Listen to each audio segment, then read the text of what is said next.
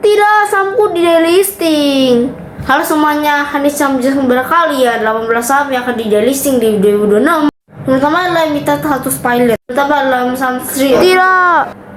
Atau PT Sri Rejeki Isman Tbk atau Sritex. Penjawabnya adalah dinyatakan pilot oleh Niaga Semarang setelah pembatalan perdamaian atau homologasi. Beberapa yang sangat besar adalah penurunan permintaan tekstil global jadi micu utama. Yang kedua adalah Kaul atau PT Kaul Development Tbk. Penjawabnya adalah perusahaan properti ini dinyatakan pilot sejak 2020. Aset utamanya disita dan tidak ada aktivitas pengembangan proyek baru yang signifikan. Ketiga adalah Mitra atau PT Mitra Pengguna Tbk. Penjawabnya adalah terbelit masalah gagal bayar pada vendor dan subkontraktor yang berujung pada putusan pilot di pengadilan niaga. Kemudian adalah Toys atau PT Sunindo Adi Persada Tbk. Penyebabnya adalah produsen mereka ini mengalami kesulitan arus kas pasca pandemi dan sengketa utang dengan kreditur yang berakhir pada status valid. Dan kelima adalah saham Sebat atau PT Sejahtera Bintang Abadi Textile Tbk. Penyebabnya adalah mengalami nasib serupa dengan Sitex.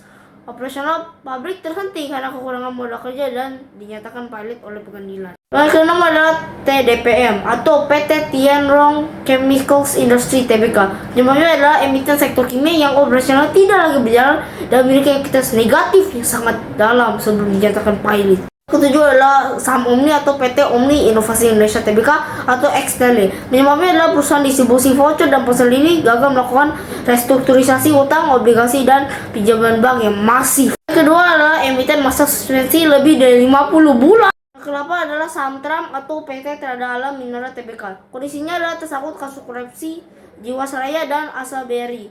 Aset-asetnya disetengah dan operasional tampaknya tidak berjalan. Yang adalah Samdak atau PT Jaya Bersama Indo Tbk. Kondisinya pemilik restrukturisasi ini mengalami konflik internal manajemen, gagal menyampaikan laporan keuangan bertahun-tahun dan gerainya baik yang tertutup. Yang 10 adalah saham NIPS atau PT Nipres Tbk.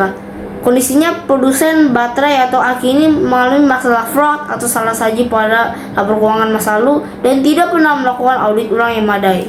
Yang ke-11 adalah saham Gold atau PT Golden Plantations Tbk. Kondisinya anak usaha grup 3 Pilar Sejahtera ini kehilangan hampir seluruh aset perkebunannya dan tidak memiliki kartu operasional yang jelas lagi. Yang ke-12 adalah unit atau PT Nusantara Inti Corporate Tbk. Kondisinya bisnis tekstil dan perdagangan yang dijalankan perusahaan tidak lagi menghasilkan pendapatan yang cukup untuk menutupi biaya operasional. Dan ke-13 adalah Argo atau PT Argo Pantes Tbk. Kondisinya emiten tekstil lama yang terus menderita kerugian kronis dan ekuitas negatif selama lebih dari 1 dekade. Dan ke-14 adalah Forze atau PT Forza Land Indonesia Tbk. Kondisinya proyek properti mangkrak dan manajemen menghilang atau tidak bisa dihubungi oleh otoritas bursa. Dan ke-15 adalah BBRM atau PT Pelayaran Nasional Bina Buana Raya Tbk. Kondisinya sektor pelayaran penunjang migas yang terpukul rendahnya harga minyak di masa lalu dan tidak mampu membayar cicilan kapal. Ke-16 adalah SMRU atau PT SMR Utama Tbk. Kondisinya perusahaan jasa pertambangan yang operasional sangat bergantung pada grup usaha yang juga sedang bermasalah hukum. 17 adalah saham LCGP atau PT LCK Global Kedaton Tbk. Kondisinya gagal mendapatkan kontrak baru di bidang infrastruktur telekomunikasi dan tidak memenuhi syarat pencatatan minimal. Yang ke-18 dan yang terakhir adalah saham MGNA atau PT Makna Investama Mandiri Tbk. Kondisinya tidak memiliki lini bisnis yang jelas atau perusahaan cangkang, setelah unit usahanya dijual atau ditutup. Ekstra informasi, 18 saham ini itu akan delisting pada tanggal 10 November 2026.